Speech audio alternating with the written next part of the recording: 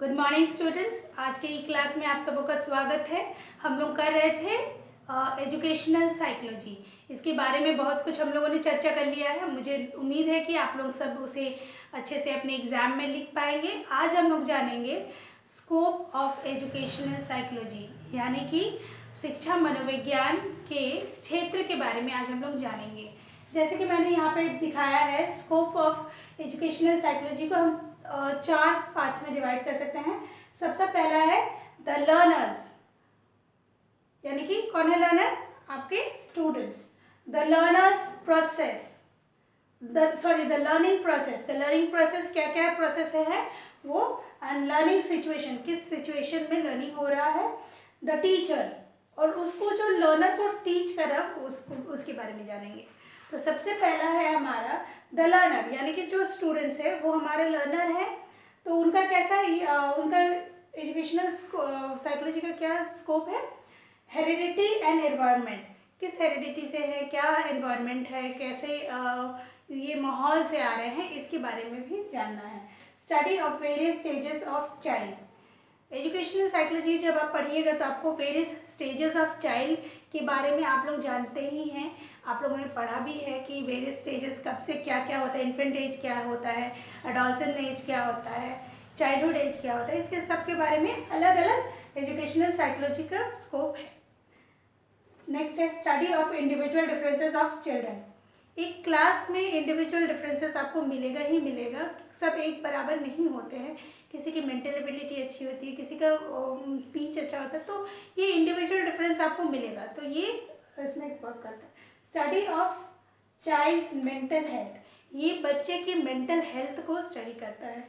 Next है हमारा the learning process, nature of learning, किस नेचर का लर्निंग हो रहा है, ये प्रोसेस जानने के लिए। Place of motivation in learning, motivation कितना है, टीचर मोटिवेट कितना कर पा रही है लर्निंग के लिए, उसका प्लेस कहाँ है लर्निंग के लिए, ये बताना। ट्रांसफ़र ऑफ लर्निंग, ट्रांसफ़र कैसे हो रहा है लर्निंग का। मैंने जैसे आप लोगों को पहले भी बताया था, पॉजिटिव ट्रांसफ़र होता है, नेगेटिव ट्रांसफ़र होता है, ज़ीरो ट्रांसफ़र भी होता है। तो ट्रांसफ़र लर्निंग प्रोसेस में कौन सा ट्रांसफ़र हो रहा है क्लासरूम में बच्चे के लिए, ये बताता है। नेक्स्ट है मेमोरी एंड फॉरगेटिंग, मेमोरी क्या है, फॉरगेटिंग क्या है, मेमोरी कैसे ये हो सकता है, फॉरगेटिंग कैसे दूर हो सकता है, ये सारी चीज़ों को इसके अंदर आता है, द लर्निंग प्रोसेस के अंदर आ रहा है। नेक्स्ट है हमारा था लर्निंग सिचुएशंस, यानी कि जो सिचुएशन लर्निंग कैसे किस सिचुएशन में हो रहा है, स्थिति में हो रही है, उसके बारे में है। क्लासरूम क्लाइमेट, लर्निंग कहाँ हो रही है, क्लासरूम के अंदर, तो वहाँ का सिचुएशन, वहाँ का क्लाइमेट कैसा है, वहाँ का एनवायरनमेंट कैसा है, ये बताता है। इंस्टीट्यूशनल एंड ऑर्गेनाइजेशन क्लाइमेट, जिस इंस्टीट्यूट जिस स्कूल में बच्चा जा रहा है या जिस ऑर्गेनाइजेशन में जा रहा है बच्चा, वहाँ का माहौल कैसा है, वहाँ आसपास के कैसा माहौल है, ये भी देखते हैं। फैक्टर्स अफेक्टिंग अटेंशन, क्या क्या फैक्टर्स है जो अफेक्ट करता है अटेंशन को। अटेंशन के बारे में हम लोगों ने पहले भी पढ़ा है, तो आपको पता है कि अटेंशन क्या है।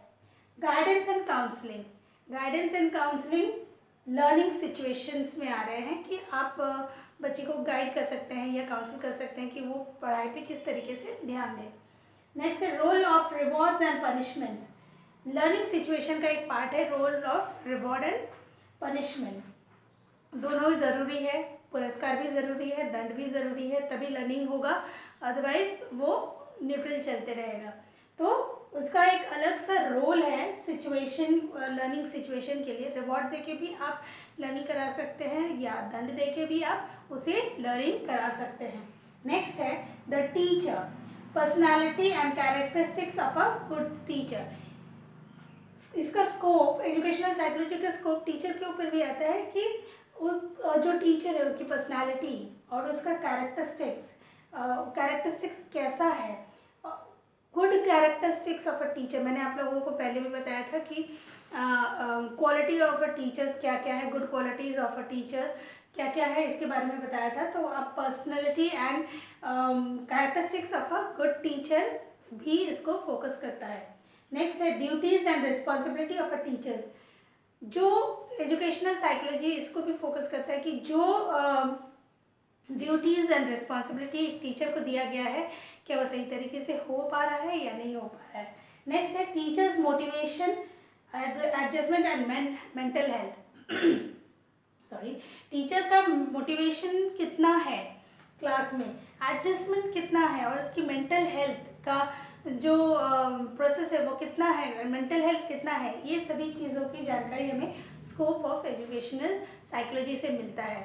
तो आज का क्लास यहीं समाप्त करते हैं। मुझे उम्मीद है कि आप लोग इस क्लास को अच्छे से समझ पाए हैं। अगर नहीं समझे हैं तो व्हाट्सएप में या फिर फ़ोन करके मुझसे पूछ सकते हैं, मैं इसको सॉल्व कर दूँगी। धन्यवाद।